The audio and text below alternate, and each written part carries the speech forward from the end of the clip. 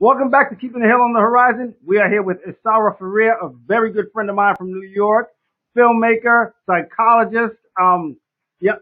Why don't you tell the people about yourself?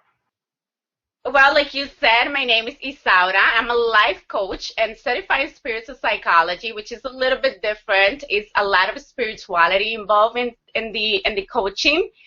And it's all about embracing yourself as a divine being and working your process through that. Okay. Wow, wow. Well, as you know, our show, Keeping the Hill on the Horizon, one of the things we focus on before we do any exercise or nutrition is motivation. Because before you can accomplish anything, you have to be motivated positively to do it. And that's why I wanted to speak with you. I read that you had just been certified as a spiritual psychologist. So why don't you tell us a little bit more about what spiritual psychology is? So spiritual psychology is starting your process from the belief that you are a spiritual being having an experience and that everything that happens to you is in service for your awakening. So instead of thinking of problems like something that why me, it's for what is happening to me. So it's starting evolution from a spiritual perspective that we are here within this body, taking care of the body in service of the soul. So the soul can awaken into the true of who we are, which is love. So we all just made of love, and that's what we're here for, to awaken into that reality. That's kind of amazing, honestly. Wow, such a that's such a great way to look at life. Because if you look at life that way, there's no way you can not be motivated to accomplish your goals and figure out why you're here. Absolutely. And seeing that anything that is stopping you from anything that you want to do is just a way for you to look at that and work the process. What is it that is holding you back? If there's a problem that you feel unmotivated, what is the thoughts that you're having that you probably should look at first before trying to go and get whatever you need to get done? So instead of thinking so much, I feel that most of the people that, speaking from my experience, when I wasn't motivated, I was in my mind and obsessively thinking about how I was going to get things done, what was wrong, maybe I wasn't good enough, and the ego was just taking over any enthusiasm that was. But this way, through spiritual psychology, you can look at challenges as necessary to get you to your goal rather than stopping you from accomplishing your goal. Exactly. So just looking at it as an opportunity. What is it that is telling me? What is it that I need to address in order to create this? Whenever you're trying to do something, there's opportunities to grow. So let's say if you're trying to lose weight, you're trying to start eating healthy, and you have some experiences from your past that you weren't able to accomplish that, your ego is going to try to remind you, oh my God, this is so scary, it's uncomfortable, we tried this before and it didn't work out. So that's the first thing that you need to work on, is working on the ego, trying to avoid and say, thank you so much, but I have a different approach and I can do this time around. So getting rid of the unnecessary baggage from the past. Great. Now you said you're counseling people in spiritual psychology. Do you find that it's challenging to get people to accept counseling because counseling sometimes has a stigma? Absolutely. I believe that most of the people that I have had a conversation about this, they say like, well, but if I am looking for counseling, am I crazy? And that's the stigma that is with counseling, like you're crazy or you don't have your life together. But I have a counseling and I am a counselor because you're always growing and evolving. So counseling helps you to see the opportunities to grow and where are you missing information. So just use that information to evolve and grow with your life or anything that you're trying to accomplish. So it's just finding a support system that can help you through the process. So it has nothing to do with not having your life together or being crazy or having anxiety. If you do, that's also okay. But it's just think of it as a necessary, like you said, support system. Like if you want to get to a second floor, you need stairs or you need an elevator to get there. You know, you can't just jump up there. Exactly, and just having someone that you can work your process with. If you're obsessively thinking or you're judging yourself, I'm a believer that first, anything that you need to do, you need to get rid of that mindset that sometimes is putting you down. So sometimes it's internal. You can probably go out there and do the workouts or buy your meals or do any projects that you want to do, but maybe you are feeling that, oh my God, this is so much, I'm not good enough. So somebody that can guide you through the process of assessing that love for yourself is very helpful as well. And the other thing is, if you try to find a quick way to accomplish a goal, you never completely accomplish it. Yes, absolutely. It's about, in spiritual psych terms that it says three food tosses, and it's like to avoid overwhelmed. Because usually, if you are thinking about doing anything, you're just thinking about the whole picture, and it's like an overwhelming that you're not going to accomplish that because it's so much. So, in three food tosses, we talk about like how to break it down in small achievable goals that you can just feel comfortable with accomplishing, let's say weekly or monthly, that is not going to drive you thinking, oh my God, how am I going to get this done? Instead, you're going to take it easy and just go do it. Right, and follow a step-by-step approach, which is much easier to get to.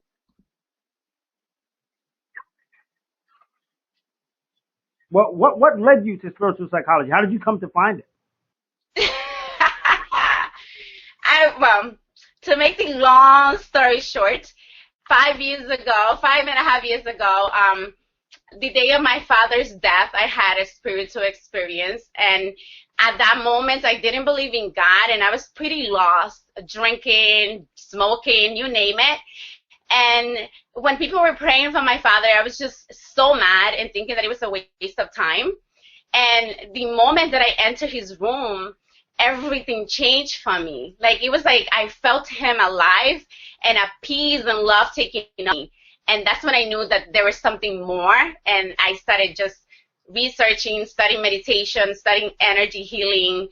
And one of those teachers mentioned the University of Santa Monica, and I knew that that was the place that I needed to go to. So I started investigating, and knowing me and who I was struggling with not being good enough at the time. I felt like, oh, I need to get ready to go do this. So I'm going to go back to school and do a degree in psychology so then I could be ready to do spiritual psychology. So that's what I did. I first went back to school and did a degree in psychology.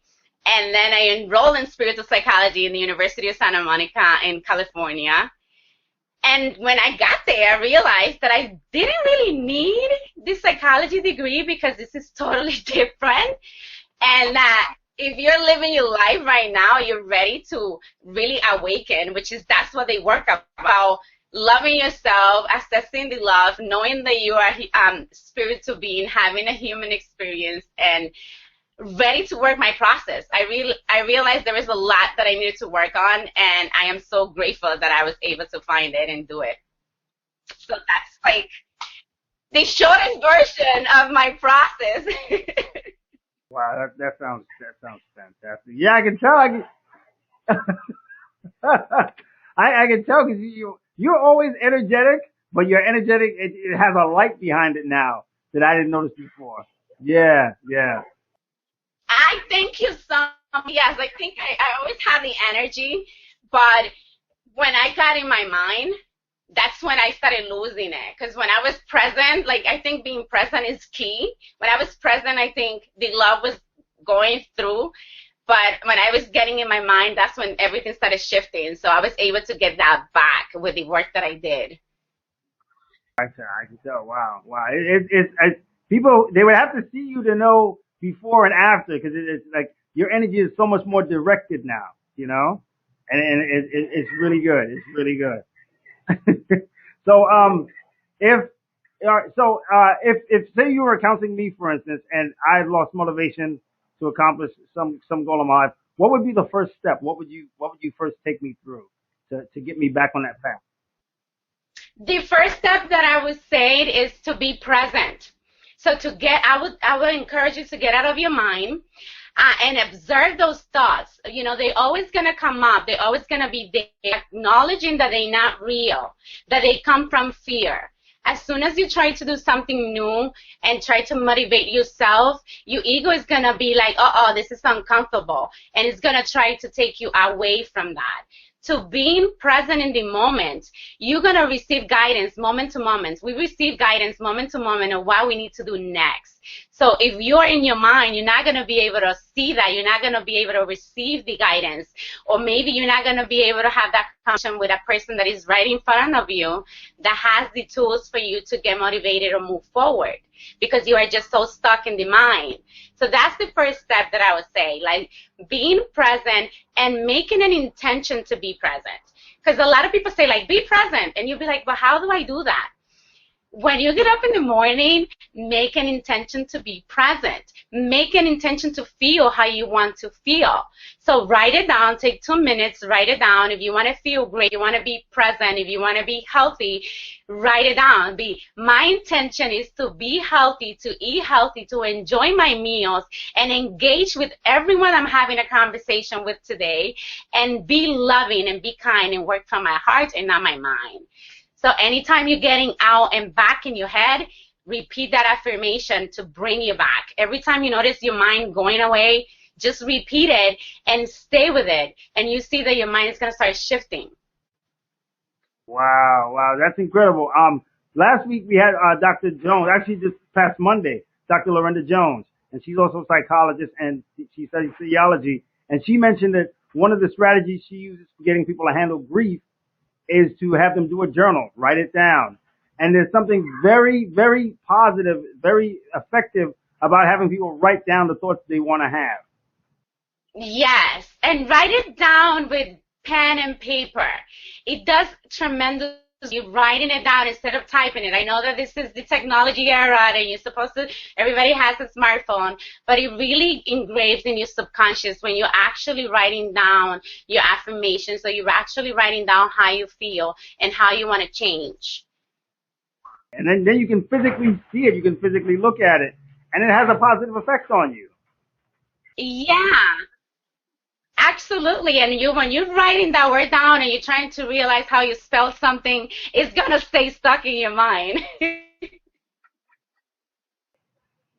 So then that forces you to be, not just physically see it, but then stay, like you said, present, and intentionally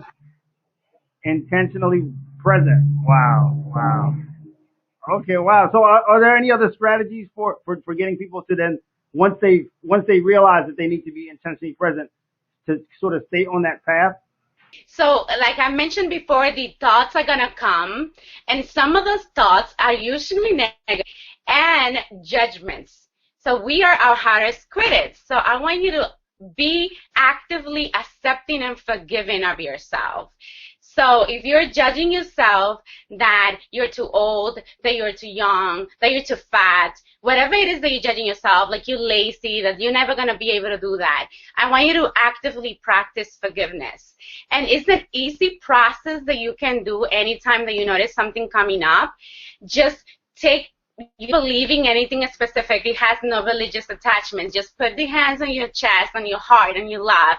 Close your eyes and just say, I forgive myself for whatever you're judging yourself, and just repeat that and really truly allow yourself to absorb that forgiveness, because you can create freedom by you forgiving yourself. So giving you an example, if you go to the restaurant, if you're trying to lose weight and you go to a restaurant and you order the pasta, because I'm going to put that because that's my weakness, right? If you order the pasta and you find yourself after you eat judging yourself, you don't have to make a scene. You can do it quietly and just say, like, I forgive myself for judging myself from eating this pasta. Or whatever you are doing or judging, whatever judging is coming, whatever is the word that is coming, allowing yourself to take the time to be kind to yourself. Because the same way that you will not judge somebody in front of you and say, like, oh, you're a pig, you eat a bowl of pasta, why do it to yourself? Sometimes we do to ourselves things that we would never think of doing to other person. So just being kind and allowing yourself to forgive yourself, and also accept yourself. Just say, I accept myself just as I am, because I am perfectly just the way I am. And taking that every time a judgment comes, when judgment comes and you realize you're judging it, Immediately forgive yourself for whatever thought comes up. Forgive your thought. You can say, I forgive myself for having this thought right now.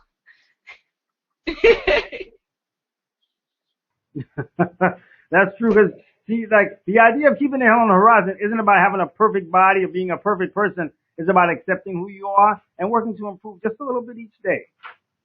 You know. Because we already are perfect where we are. We just need to take care of the body because this is the tools that we use to experience life and to grow and evolve. So we do need to be healthy. But sometimes the thoughts that we're having and the judgments that we're holding against ourselves are the ones that are damaging us more than the food or the lack of exercise because they're toxic thoughts that you're keeping for about yourself, and those are the ones that are keeping you unmotivated. Those are the ones that don't allow you to move forward because you're beating yourself up. If you think about anybody that have told you, oh, you this, you that, and you the other thing, I don't want to mention so many judgments that people can do, but you can immediately feel the shift in energy. You feel, if somebody tell you you're stupid, you're going to be like, and that's the same thing that happens when you tell yourself, oh, you're so stupid, you did that again. So try to avoid that. And that's one of the things people make comments about themselves and they say it so frequently they don't realize how they're internalizing it and how it's affecting everything else they do. It's like we need to be mindful of what we're telling us. And when you realize you're telling yourself, go back to forgiving yourself for thinking about that. Go back to accepting yourself because most of the time that we are having issues with lack of motivation or issues with weight, it's because there's some emotional attachment to it. So let's do the emotional work first because sometimes we focus so much in doing the exercise and the eating, but we are not taking care of what's really happening that is allowing us to be acting that way. Motivation comes first, but it starts here. You know, this is the muscle you have to work on first. Your thoughts, and your thoughts guide your actions. Wow. Doing the mind work. Thank you so much. You know, is there anything else you would like to tell us about spiritual psychology? But if there's anything else, like people can contact me if they want to know what I do. It's basically about just know that you're loved, know that you are a spiritual being. You have all of the tools within yourself to heal. You can heal yourself. You can access that love within yourself. There's nothing out there that is going to create that love and that joy and that happiness, and that you can actually create health by taking care of yourself and your mind. So please connect with your higher self. If there's one thing that you can do right now, just try to do the connecting with your higher self, with the true self, with your heart, and all of the answers there. Wow, that's amazing. Thank you so much. Anyone who's interested, we're gonna make sure and put Isaura, links to Isaura's Facebook and Instagram and her upcoming website on our website, kthoth.com. Check back in the show. Isaura, we'd like to have you back. You just bring so much positive energy to the show. It's great to have to open the show with you, and this is our second show. So you know, I thank you so much for coming on. Um, I don't know what to say. I'm choked up. Thank you so much for having me. This has been an amazing experience. I'm so grateful for you. It's so nice to see you again. I hope to see you in LA, and I'm coming next month. And I would love to be in your show again, obviously. Okay, great. Thank you so much. And thank you for taking time. All right. Have a good bye. Take care.